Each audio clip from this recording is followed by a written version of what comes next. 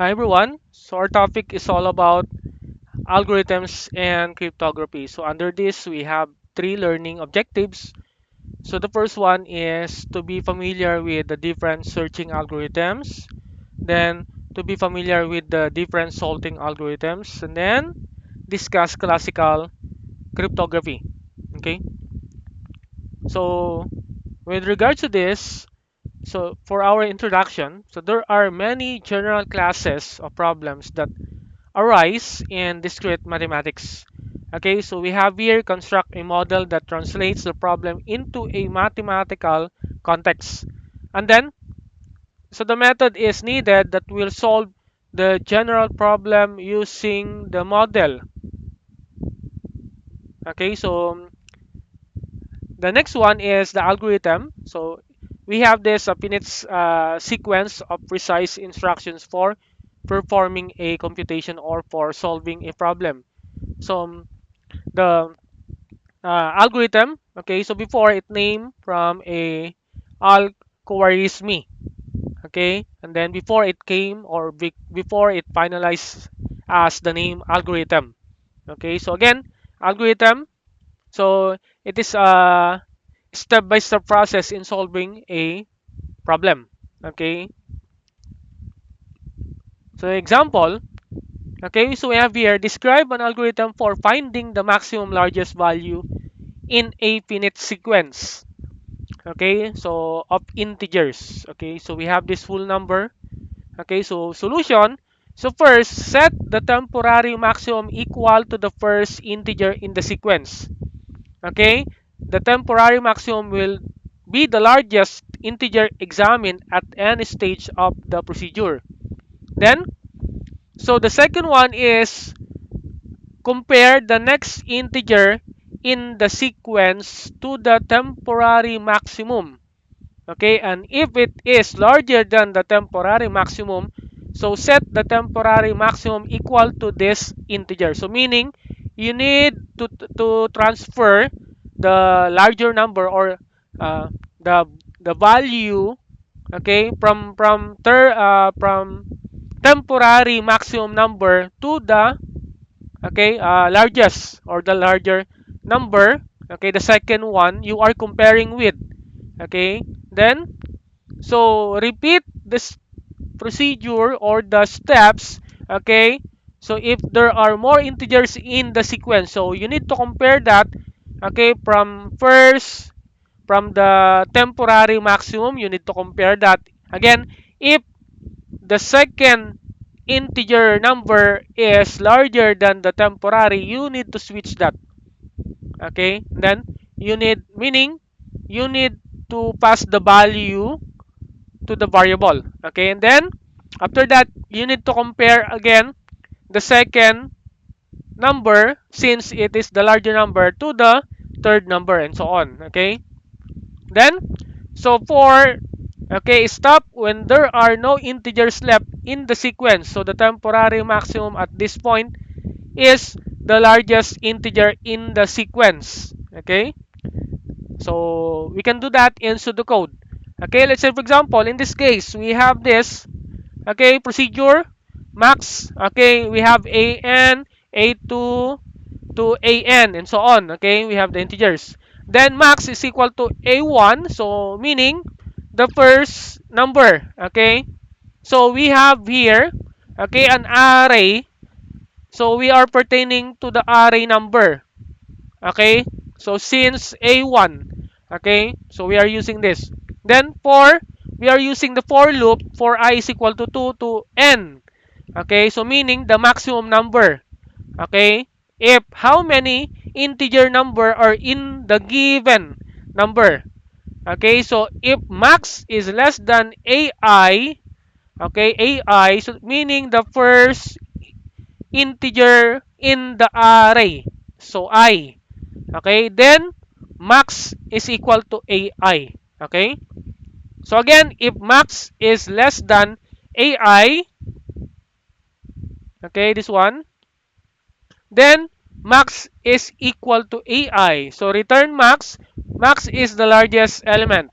Okay, so that's how it is. Okay, for the pseudocode. Okay, then So properties of algorithms we have here. So input. So an algorithm has input values from the specified set.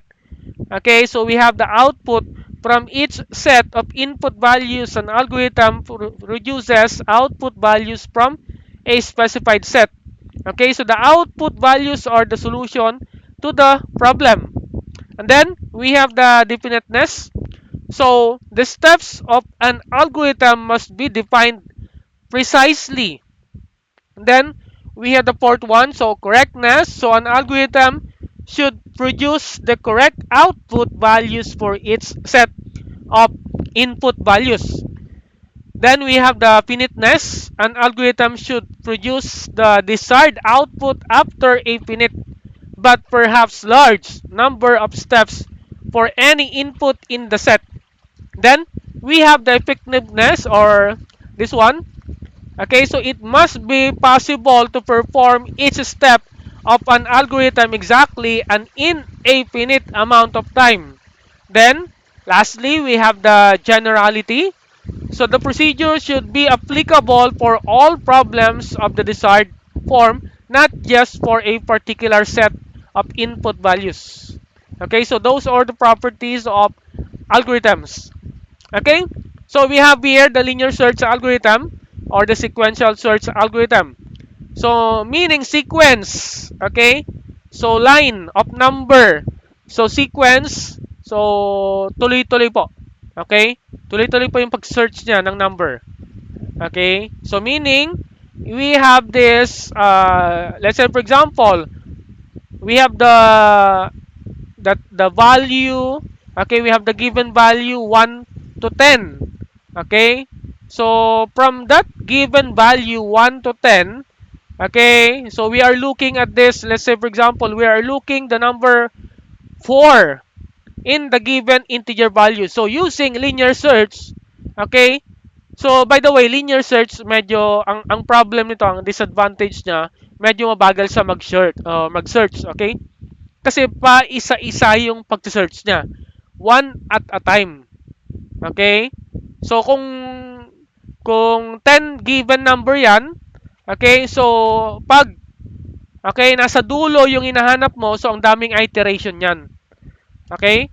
So for this, we have this pseudocode. So I is equal to 1 while I or 1 is less than or equal to n. Okay? Let's say for example, so we have the 1 to 10, so we have number, okay? So we have the maximum number. Okay, let's say for example, we have the 10, okay, as our maximum number, or n. Okay, and then n, x is not equal to ai. Okay, so meaning x, okay, we are looking the number 4. Okay, so number 4, ah. Okay, let's say for example, I is less than or equal to I. Okay, or the n. Okay, so true.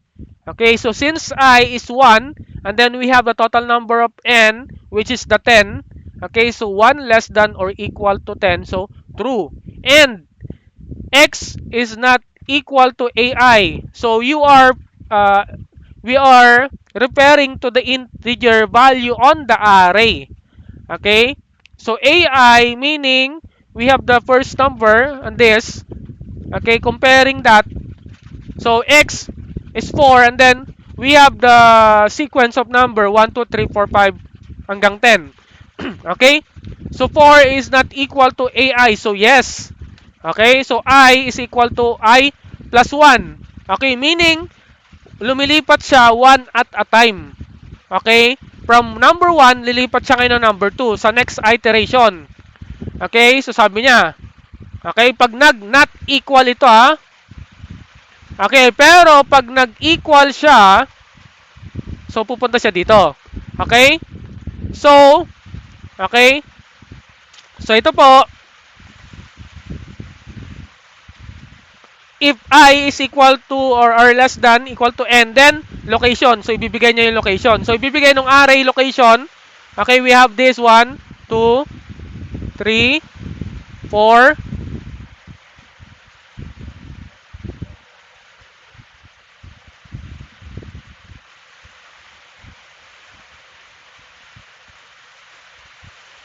then 5, 6, 7, 8, 9, then 10.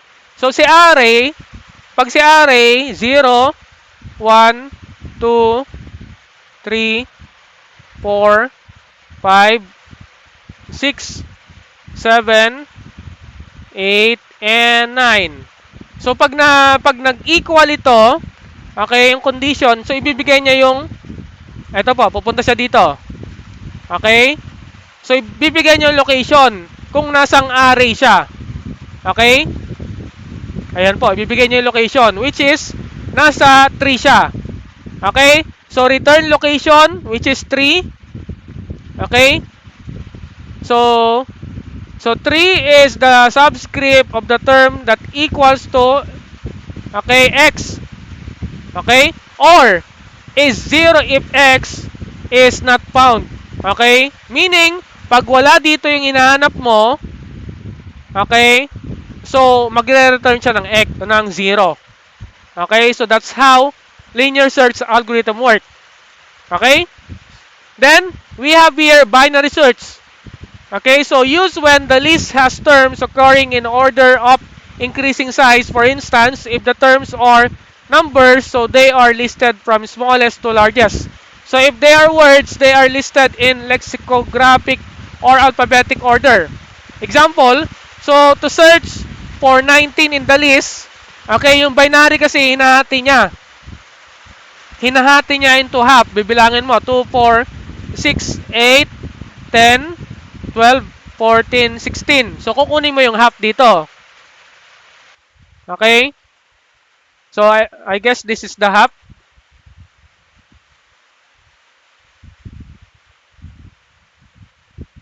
Two, 4, 6, 8. Okay? So, dito po yung half. So, ang gagawin niya, ayan, ito yung first half, ito yung second half. Okay? So, ang gagawin, hanapin dito. Andito pa yung hinahanap ko. Okay, so wala. Pag wala dyan, hatiin ko na naman ito. Kukunin ko yung another half. Okay? Ito po. Then, pag wala dyan, okay. So, dito naman, hati na naman niya. Then, we have this. Since nakita ko na doon, so, andun na po. So, kung makikita nyo, ilang iteration lang yan. 1, 2, 3, and 4. O, pang-apat na iteration na hanap niya na. Okay? Unlike on linear search kasi, paano pag number 10 yung hinahanap mo? Ilang iteration yan? Okay? So, ang daming iteration. Okay? Kasi dito, one at a time yung ginagawa niya. So, ito naman yung advantage ni binary search kasi hinahati niya sa gitna, hanapin niya yung pinaka-middle, okay, and then i-divide niya into 2. Then, yung first half, yung nasa left side, yun muna yung ipo-focus niya. Isi-search niya doon. And then, kung wala doon, saka siya lilipat doon sa right side hanggang sa, yun, hati na naman niya. Then, sa makuha niya yung, okay, number 19. Okay, this one. Okay, so this is the algo. Okay, the pseudocode for that. And then, we have the sorting. Okay, putting elements into a list in which the elements are in increasing order. Example, we have the telephone directory. Okay, directory of songs, email addresses, names. Okay, so and so on. Okay, we have the bubble sort for that. Okay, so one of the simplest sorting algorithms, but not one of the most efficient. Okay, so puts a list into increasing order by successively comparing adjacent elements and then interchanging them if they are in the wrong order. Okay, yun po, sorting. Okay, so we have here, for example, bubble sort. Okay, use the bubble sort to put 3, 2, 4, 1, 5 into increasing order. Okay, so the first pass, okay, we have here, i-compare niya yung 3 sa 2. Okay? So after niya ma-compare, okay, ita-transfer niya doon sa taas. Okay, and then the next one, i-compare na naman niya. Pero, one at a time yung ginagawa niya. Okay, so iteration. Itong iteration, ito yung first pass. Okay?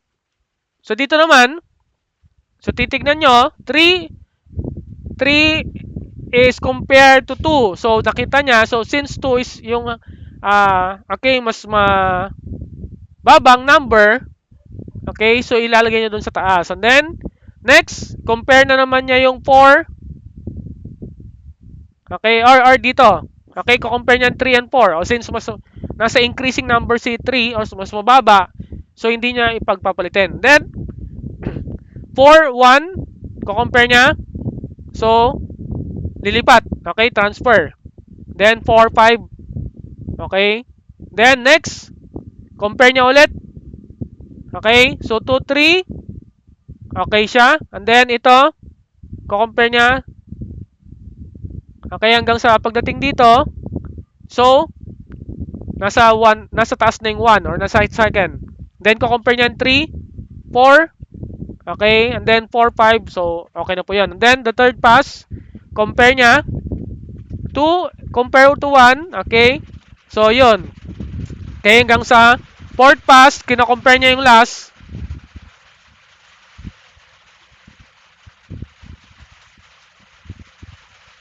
Okay, compare niya yung last. Then, so wala na. Okay, so yun na po yun. So, ito po yung pseudocode nung okay, bubble sort algorithm. Okay? Then, we have the insertion sort. So, simple sort or simple sorting algorithm. So, but it is usually not the most efficient. So, example 4. So, use the insertion sort to put the elements of the list 3, 2, 4, 1, 5 in increasing order. Okay? So, we have here. So, we have the pseudocode. Okay? So, we have the inner or outer for loop.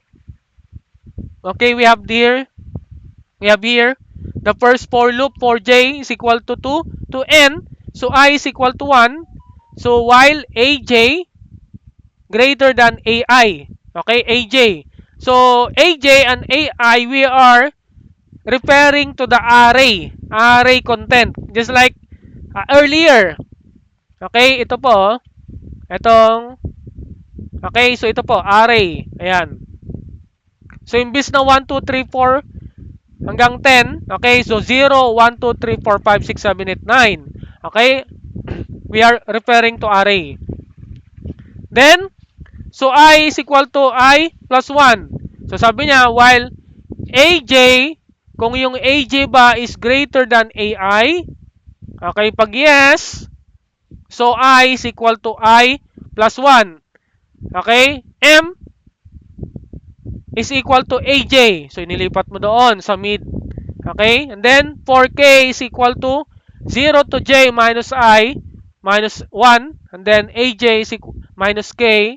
So, equal to AJ minus K. Ayan. Okay? And then, and so on. Okay? So, yun po yung ginagawa ng insertion sort. So, okay, on the next, okay, or I'll be giving any algorithm regarding on this for you to understand the algo. Okay, I'll be posting on our teams the algorithm for this searching and sorting algorithm for you to have an example. Okay, then so we have the cryptography, so subject of transforming information so that it cannot be easily recovered without special knowledge. Okay, so changing each letter to a different letter or each block of letters to a different block of letters. So we will discuss some classical ciphers including the shift ciphers. Okay? So with a private key cipher, so two parties who wish to communicate in secret must share a secret key. Okay, just like in this case, we have the classical cryptography. Okay, so encryption, so the process of making a message secret. Then Julius Caesar so made messages secret by shifting each letter 3 letters forward in the alphabet. Okay, let's say for example, so ito po yung tinatawag na Caesar cipher. Okay, so in Caesar cipher, okay, we have these numbers or we have this alphabet, okay, from A to Z. So, ang number niyan is 26. Okay? So A represent 1. Okay? So B represent 2. Okay, ay, wait lang Bakit nagkakaganon? Then, hanggang sa makarating ka ng letter Z. Okay, so 26 yung letter Z. So, yan po Okay, you need to convert that in order for you to use the Caesar cipher. And then, we are using the 3 as our code or key for this. Okay, it's up to you if what number you are using as your key. And then, example, okay, so what is the secret message produced from the message? Okay, meet you in the park. Okay, so in this case, we are converting that. Let's say, for example, okay, so A, then 1, so B, 2, then C, 3,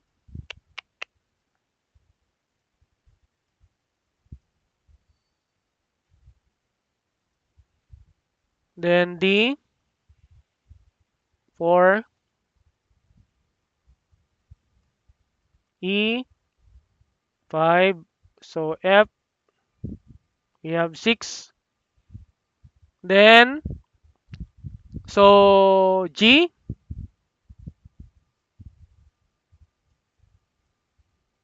we have 7, H, we have 8, I, we have 9, J, 10, K, L, then M, we have 13, then N, we have 14, O, we have 15, so P, we have 16, Q, we have 17, R, we have 18, then S,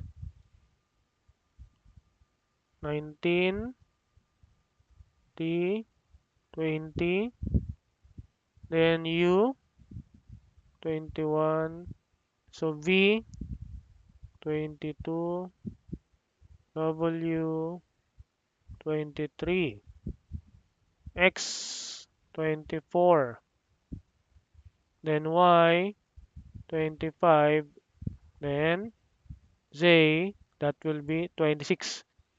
Okay? Then, we need to convert, okay, the word meet you in the part. Okay? So, when you are encrypting, okay, so 3 letters forward. So, we are using the key. Okay, so 3 for this. And then, so meaning 3 letters forward. So, M. So, M. So, N-O-P. So, for the M, wait.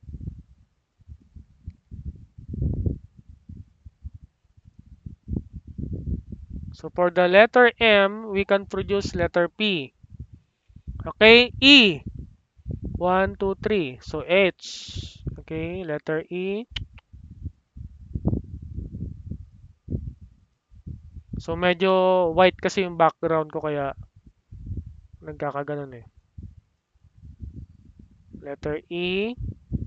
So, it will produce, okay, letter H.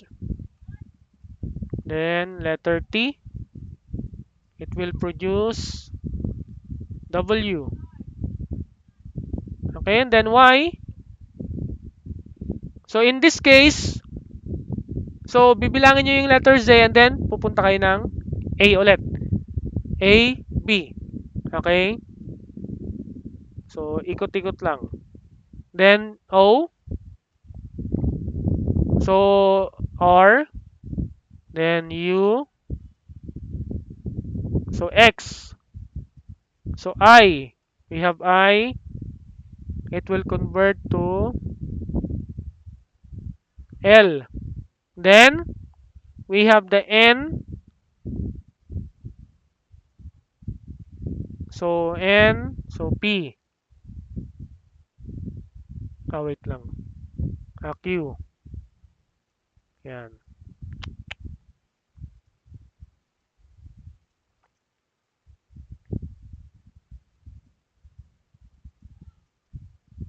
So Q, then so T. We have the earlier T, so we will convert that into W. So H, okay, I, J, K. So K, and then E, so letter H, meet you in the park. So park, P, sorry for that.